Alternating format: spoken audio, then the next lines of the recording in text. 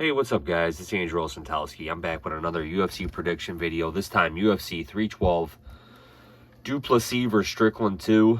This event is going down Saturday, February 8th, 2025. Prelims begin at 6 p.m. It's going down from Sydney, New South Wales, Australia. Right now, the event has 13 fights. Top 2 fights are great, 2 title fights. But the rest of the card, man, I think they need to add some better talent to the main card, but I don't know if they're going to be able to do that. Sweet poster for the event. But let's get into it, guys. First prelim up, Jake Matthews against Francisco Prado. Going into Francisco Prado's record, he's on a 1-fight losing streak, 22 years old. Lost to Daniel Zellhuber by decision. Beat Adam Zaitar before that. Lost to Jamie Malarkey. So, he's still a young guy, but Jake Matthews, he's been around the UFC since 2014, man. We've really seen this guy grow in the promotion. He's still only 30 years old, 73-inch reach. Feels like he's fought almost everybody at 55 and 70. Coming off a nice win over Phil Rowe. He hasn't fought in over a year now. And, he fought in June. So, lost to Morales, beat Darius Flowers. So he's fought a lot of up-and-coming guys, but he can beat the guys that just aren't at the UFC level yet. And I'm going to pick him to get a win over Francisco Prado here. Kevin Jousset against Jonathan Mikhailov. Kevin Jousset, he's coming off that TKO loss to Brian Battle in Paris. 1-fight losing streak, 6'2", 75-inch reach, city kickboxing. 31 years old. Like I said, he's coming off that loss to Battle, but he's got a couple nice wins prior to that. Keenan Song, Kiefer Crosby. So, I do think the guy is UFC talent. He's going up against Jonathan Mikhailov. 2-fight winning streak, 6 feet tall, 25 years old. He's coming off the Dana White Contender Series. He's a submission guy. Beat Muhammad Otto, beat Matt. So it's going to be striker versus grappler, I think. I think I'm still going to side with Jousset here. I don't know if I really like the UFC giving a guy who I consider kind of a prospect in Jousset to another prospect, But I'm going to side with Jousset. I mean, I'd like to see the guy stick around the promotion. I think he's a great striker. Mikhailov, I haven't seen enough of this guy, so we'll see how this fight plays out. But I'm going to side with Jousset. Cody Steele against Rong Zhu. Cody Steele, I think his opponent pulled out on the Contender Series one time. 9-fight winning streak, 7-0. Beat Chosen Blair by body shot, second round. Beat Alejandro Martinez in Fury FC. So I think the guy is a really good grappler. Rong Zhu, it's not really impressed with this guy. 1-fight losing streak. He just doesn't seem like he's going anywhere in the promotion. Lost to Chris Padilla. Beat Shin Haraguchi before that on the road to UFC. So he's only fought on the road to the UFC. Well, no, he has fought in the UFC. I was going to say, he lost to Bahamondes. And he was kind of on the road to the UFC type stuff. But I'm going to pick Cody Steele here, man. I think the guy has more upside. Jimmy Crute against Rodolfo Bellato. Crute, man, we haven't seen this guy in a while, man. I thought he retired. He had a blown-out knee. 3-fight losing streak. This guy used to have a lot of hype. He's still only 28 years old. Great grappler. Lost to Alonzo Menafield by... I mean, that's embarrassing, man, because Menafield's a striker.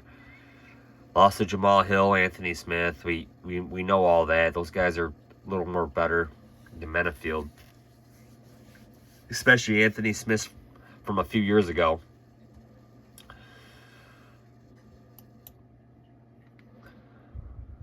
Rodolfo Bellato, 4-fight winning streak, 77.5-inch reach, 28 years old. Coming off a knockout win over Ihor Patera.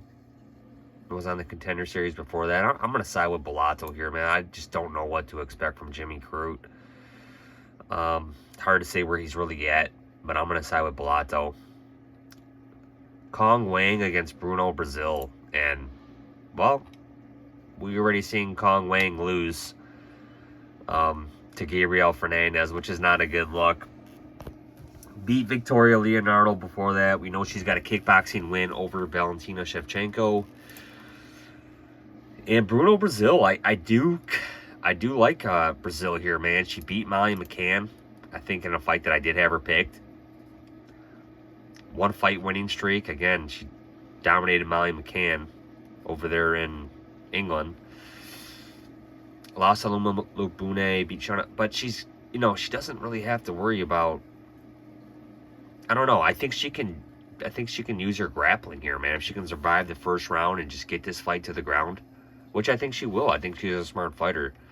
So I am going to pick Brazil here. It's not going to shock me, obviously, if Wang wins. I'm sure she's going to be a heavy favorite and whatnot. But Brazil, it's a little more well-rounded, you know. And they need to give Kong Wang a female opponent that doesn't have the wrestling chops and just kind of has subpar striking, just to kind of build her up. But I think Bruno Brazil, I think she can wrestle, you know, grapple, and, you know, and strike. So unless Wang finishes Brazil, I can just see Brazil dragging this down and beating her up. So I'm going to side with Bruno Brazil. Cody Haddon against Alejandro Topuria. Again, Ilya's brother, and he doesn't have much to say as far as a record, man. 3-fight winning streak, 5-1. Beat Johan Sagas, ground and pound in the WOW promotion. Alberto Ibanez, 2-fight losing streak, 3-2 record. So, I mean, guys, he's fighting cans. He's fighting guys that would never be in the UFC. Cody Haddon, this guy looked really impressive on the Contender Series. He looked really impressive in his first UFC fight. Beat Dan Argueta. Man, I mean, the UFC thinks highly of this guy, man. And Topuria's brother, they're not giving him no easy fight making his UFC debut.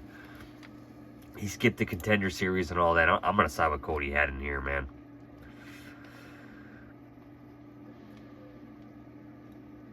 Jack Jenkins against Gabriel Santos. Santos, he's 11-2. He's coming off a win.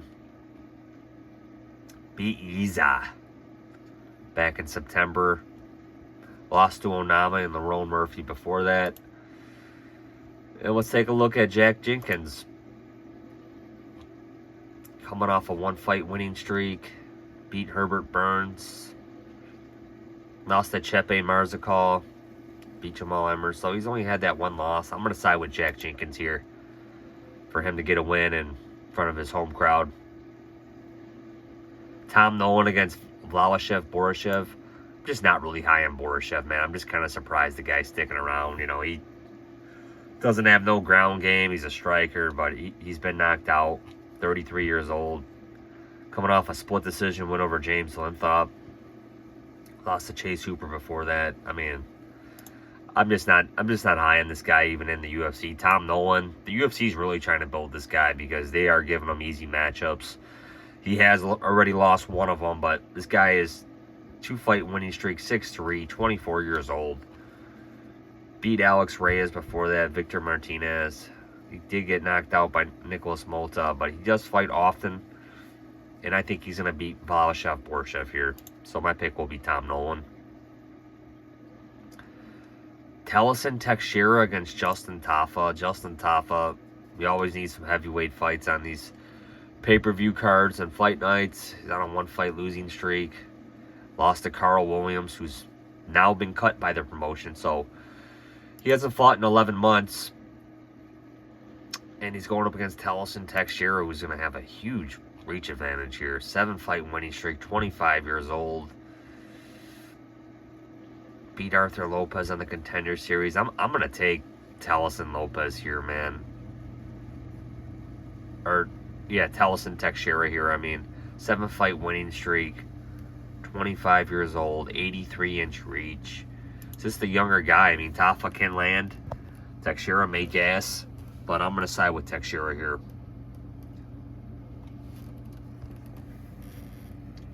Anshalan Jubilee against Quinlan Salkilld.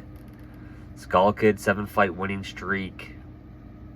Coming off a Contender Series win over Gage Young.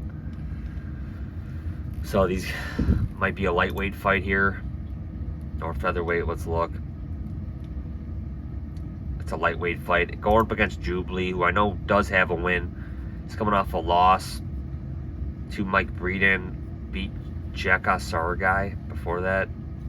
I'm going to side with the guy they probably want to build up, and that's Salkilld here, Quinlan.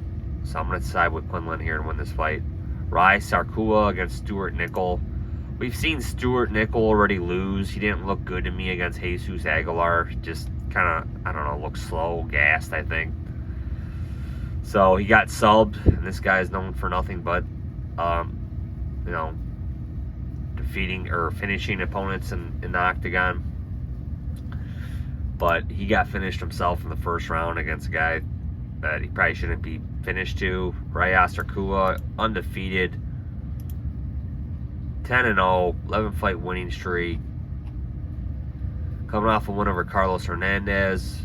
Was on the Contender Series. I'm going to side with Raya Sarkua here.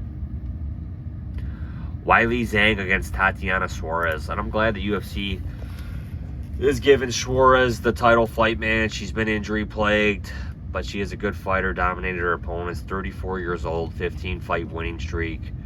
Coming off a win over Jessica Andrade back in 2023. So it's been a year and a half since she has fought. Again, very good with her submissions. And, you know, kind of worries me if she can go the 5 rounds here. Weili Zhang, I kind of think Rose Namajunas has to come down and fight her again because, you know, she just seems like she's running through all the strawweight competition, man. 4-fight winning streak, 35 years old.